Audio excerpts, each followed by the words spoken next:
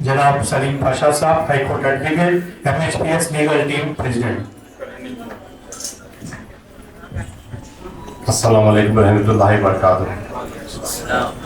MHPS legal team ప్రెసిడెంట్గా నేను practising high court అడ్వకేట్గా గత 2019 అంటే దగ్గర 7 years నుంచి నేను వర్క్ చేస్తున్నాను. MHPS ప్రొవైడ్ చేసుకుంటూ గత గవర్నమెంట్ అంటే 19 నుంచి 24 వరకు నెంబర్ ఆఫ్ కేసెస్ మేము అగేన్స్ట్ జగన్ గవర్నమెంట్ ఫైల్ చేసాము, నిలబడ్డాము, పోరాడాము, సాధించాము.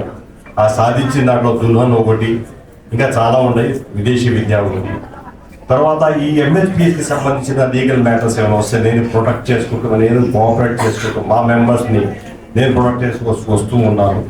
అయితే నా సలహా కూడా ఏంటంటే నా దేశం, నా ఇండియా, నా భారతదేశం, నా హిందుస్థాన్, నా జెండా నాకు ముఖ్యం.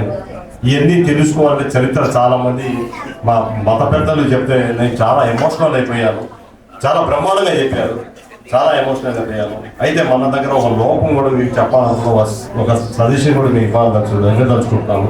అది ఏమిటంటే మనం కాన్స్టిట్యూషన్ భారత రత్న మన బాబాసాహెబ్ అంబేద్కర్ గారు రచించిన భారత కాన్స్టిట్యూషన్ అంటే కాన్స్టిట్యూషన్ ఆఫ్ ఇండియాలో ఫండమెంటల్ రైట్స్ 12 to 32 ఒక్కసారి మీ ఫోన్లో ఒకసారి మీరు చూసుకొని చదువుకుంటే మనం భారతదేశంలో అంటే మూత్రము తర్వాత ఈ గోబర్ అంటారు చూసారా, ఈ పూసుకుని మనకు ఇది తాగాలా ఇది తినాలా అని మనకు శాసించే వాళ్ళు ఉండరు అని చెప్పేసి ఈ fundamental rights constitution of India కూడా ఒకసారి మేము తిరిగి చూడాలని.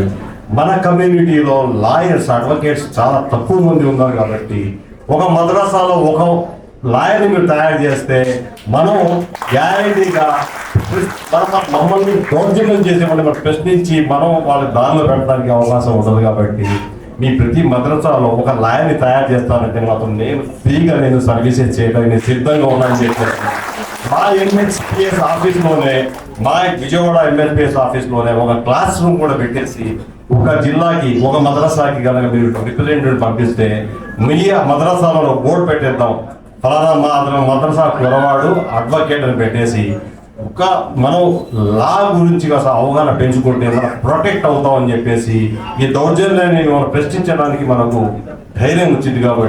కాబట్టి ఈ దేశం మాది, ఈ జెండా మాది, ఈ హిందుస్థాన్ మాది.